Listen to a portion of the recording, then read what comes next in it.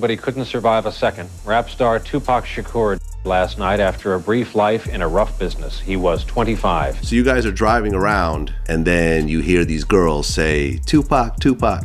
Got to the light and he happened to be hanging out the window. Once he got to reaching, I got to ducking. Which of those four is it when you talk to him about Tupac? It was really about both of them. Either one. It was Tupac and Suge, you mean? Yeah. Today inside the Las Vegas court, the never-before-shared police files of Tupac's passing were released. It began with a November 18, 1995 photograph of Tupac alongside Sean Diddy Combs' baby mom, Sarah Chapman, as Diddy described Sarah as being his dream girl. But they started out the files with this photo for one specific reason. The police found evidence relating that this photo is a result of the first time Diddy tried having Tupac dealt with, alongside a video of Tupac crashing out over it. I believe so. I do believe so. I have proved things that I could say that will back up my claim, but this is not for the world to know about. You know what I mean? It's between me and him, and only he knows.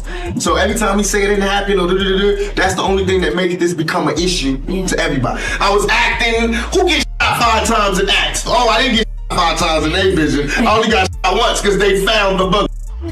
The police found it, but now they the cops. Now they doing detective work. This was very important for the police, as his first attempt was a failure, but they have evidence that Diddy tried again. As the police records now read, former LAPD cop claims Diddy had Tupac dealt with for $1 million, where Suge Knight then retaliated by having Biggie Smalls dealt with, as Diddy hired a man named Keefe D to get Tupac, where the police were then finally able to arrest Keefe D, and he did an interrogation, but he didn't know that he was being recorded, and he confessed that Diddy was the lead man of the crime. On all 4 of those occasions, there's San Diego, Anaheim, Irvine, and Vegas. Which ones do you actually talk to Puffy at? Every one. Every one of them. Which of those 4 is it when you talk to him about Tupac? It was really about both of them. Either one. It was Tupac and Suge, you mean? Yeah. This resulted in Diddy being arrested and questioned by the Las Vegas police, where he would be questioned on his involvement. The news wrote, Diddy faces questions about his alleged role in Tupac's passing after being mentioned 77 times in a new legal filing, where Keefe D would confess to police he was the hired hitman of the crime. But he said that it was all Diddy's wish and that it was a lot easier than he thought it would be, as the police would then interview a man named Jeff Pearlman. He wrote the Tupac biography, where he would claim that Tupac wasn't as tough as he portrayed and he was just playing a role, saying, quote, he couldn't fight and he didn't even know how to use a firearm. Because he died because all these guys sold him this lifestyle idea, but he wasn't it. He couldn't fight. He had no athleticism. He didn't know how to shoot. He wasn't that guy, but he started to believe it. He method acted it. 100% method acted it. As with the new Tupac files going viral online, 50 Cent would react at his recent concert. I hate when they leave me to talk because I always say the wrong thing. I'm saying, last time they left me, I said something about Puffy. You saw that? Clip? Yeah! I gotta stop doing that kind of shit. I've been talking to a therapist trying to help me with the I'm saying. I said crazy no reason. Oh wait, maybe I said it to my boyfriend because he got Tupac killed. But here's where the new files get very interesting. There's a section in here of rappers mentioning Diddy being responsible for Tupac's passing, where they have written down Eminem's lyrics in his song titled Fuel, where Eminem raps the lyrics, I ain't trying to beef with him because he might put a hit on me like Keefe D did him, and that's the only way you'll be getting me, calling out Diddy for putting a hit out on Tupac by using Keefe D. Eminem knew this before the police even did, where they would also have a section of a very awkward interview Diddy was in, where people confronted him about being responsible for Tupac's passing. Now, it was this documentary that claimed, which we know wasn't true. Yeah, check this out. We don't talk about things that are nonsense. We don't even entertain nonsense, my brother. So we're not even going to go there, with all due respect, but I appreciate you as a journalist asking. Thank you. Because listen, 7 years ago, I'd have been like, yo, did you hire somebody? But no, you do it like a journalist. Yeah, no, I mean, we wouldn't even get into nonsense like that. You know what I'm saying? It's nonsense. Which we never believed, by the way. Yeah, thank you. However, the physical evidence in these new Tupac files is absolutely chilling. The detail they gave is unbelievable, as they were also able to figure out Tupac's final words. To understand what they were, you need to understand that they wrote on September 7th, 1996, Tupac was in Las Vegas with the head of his record label named Suge Knight. The two were off to the MGM Grand to watch a Mike Tyson match, as after it was over and they were exiting the arena, they spotted an op sitting there watching out for Tupac. Suge Knight and their entourage went to the Mike Tyson at the MGM Grand. Keefe D and his nephew, Orlando Lane Anderson, and two of their friends were also there. Keefe D told LAPD Detective Greg Kading more than a decade ago, in a proffer that couldn't be used against him, the shooting was retaliation after Tupac jumped Orlando and up at the casino. Surveillance cameras recorded the fight. Tupac was angry that Lane had stolen his necklace years prior in Compton.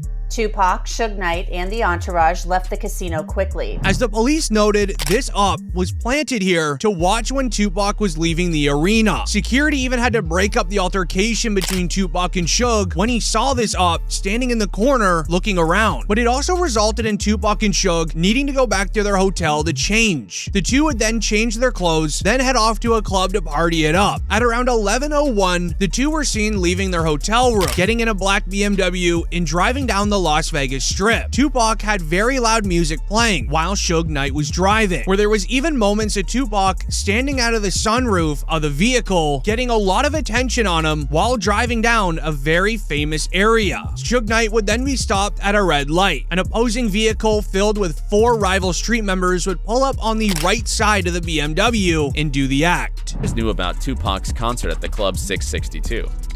Members, including Orlando and Keefe D, jumped in their white Cadillac and started cruising the strip looking for the offender. Before long, they finally spotted Tupac's caravan.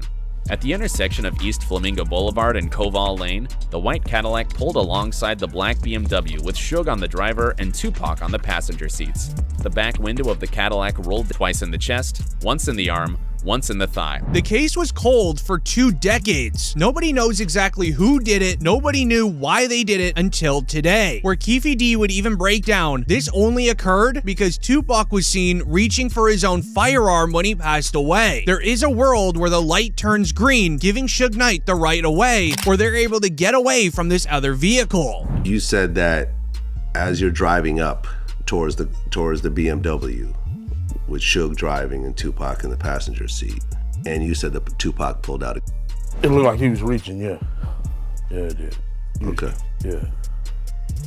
Did you actually? No, once he got the reaching, I got the ducking. So someone from your car That's what happened. started at Tupac and Suge. As sadly, Tupac already knew what was about to go down. If they just waited a few more moments until that light turned green, Tupac could have still been alive today. But when Keefe D would mention that Tupac was reaching for his firearm, it was really hard for the public to trust what he was saying. The case was cold for 2 decades, which is then when he would share a never before seen police interrogation on the night of the crime. Police knew that he was involved and they literally let him go. Lane starts. You say Suge looks over, he sees you. He looks right at you. Yeah, he looked at me. Okay. When he looks over at you, and then Tupac's busy getting. Evidently, the story is Tupac's trying to either get out in of the back seat or something. Yeah. What do you see happening inside of their car? I seen him going Suge head. I thought he was. So Orlando across Dre. He leaned over on the window, we rolled down the window. Where it was also noted in the new files that Keefe D had a very emotional reaction to Tupac passing, and he wishes it never even happened. Yeah, I hate it happened, dog.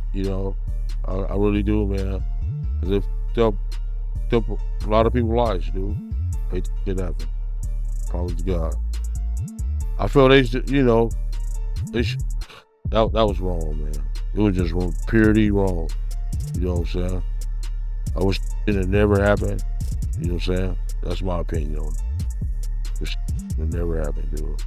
But there's a reason why this case took 2 decades to solve, and it's because a lot of your favorite artists are involved in the passing of Tupac, and let me read the files to you. In the police files, it proves that Diddy didn't act alone. In case you missed it, it was written, the reinvestigation of Tupac's passing is revealing new names and evidence of those involved. One new name brought up is Suge Knight. Eminem already even called out Suge Knight in the past, reading, I'm holding Suge responsible for the passing of the 2 greatest rappers to ever grace the face of the planet. If only the late Christopher Wallace, aka Biggie Smalls, could talk, he would tell you himself, I'm holding Suge responsible for the passing of Ja Rule or anyone else that was down with the row. As according to the new police files just released, it reads, Detective Russell Poole is suspected that Suge Knight arranged Tupac's passing before he could exit the label. Then he framed the rival Crips to throw off the investigators. This raises a very important question. Who's a famous Crip team member that Suge Knight would pin Tupac's passing on? The most famous in the entire world is none other than Snoop Dogg. This file gets very interesting, as they have written that Snoop Dogg was supposed to be in the BMW with Tupac on the night that he sadly passed away. You were with Tupac, though, in regards to Tupac. I heard a story, did you give him different advice that night on where to go? I didn't give him no advice. Right. We wasn't seeing eye to eye. Right. So. Saying during the Tyson. Yeah, this incident that I'm explaining to you right now was the day before that. Okay. So when they got to Vegas, they went their way, I went back. I mean, when we got to LA, they went to Vegas and I went home.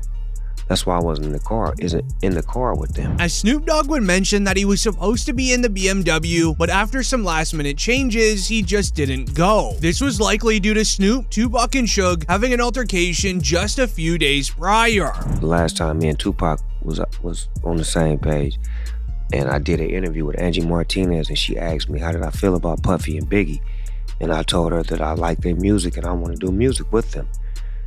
Bro didn't like that, Tupac didn't like that, so we had a misunderstanding. So on the flight back to LA, I didn't feel comfortable around them for what they had did, as far as I didn't let my security ride with me. So to protect myself and to, prevent from happening, I slept under a blanket with the knife and the fork just in case something was to go wrong, but it didn't.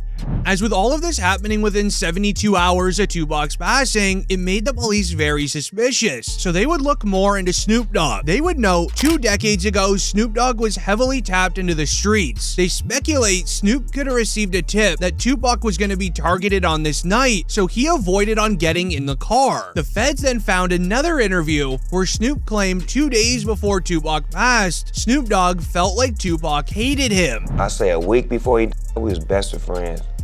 2 days before he died, I don't think he liked me. Why? Because we was in New York, and it happened. New York, they shot at me and did all kind of shit to me, like just the worst you could think of, and I forgave him.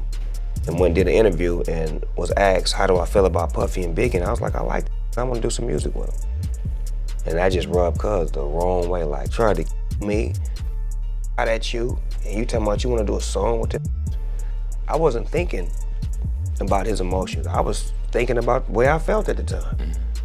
I wasn't into no controversy. I liked his music. They was our friends. We was all friends at one point. This video footage of all of us hanging out. When investigating a file that is 2 decades cold, it's the police's job to look into every possibility of what happened to one specific person, which is why in these new files, they have a subsection of evidence showing Tupac is still alive. And let me explain. It began with an interview from an officer revealing Tupac was an industry plant with a job of stopping the beef between the red and blue street teams, but once it didn't work, Tupac suddenly disappeared. Well, it turns out when I talked to Tupac's longtime mentor, political mentor, former Black Panther Chokwe Lumumba, who was his first business manager, he's told me, I basically asked, well, was Tupac only pretending to be in order to appeal to gangs and politicize them? And he said yes. And that was part of his thug life agenda that he came up with his imprisoned stepfather, Mutulu Shakur. And so Tupac was just using that in order to get the leaders to call peace truces, first in Los Angeles, then throughout California, and then throughout the country. and that was why he was pretending to be this gangster type.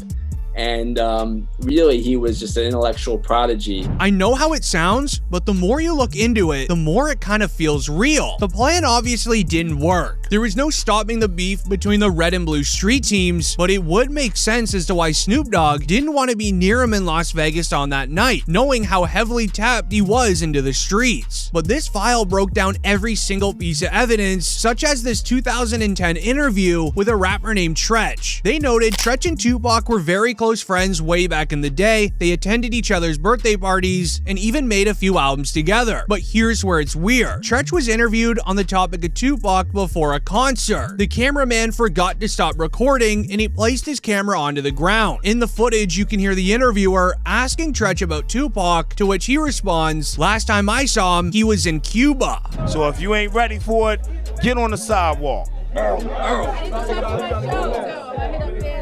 One last question.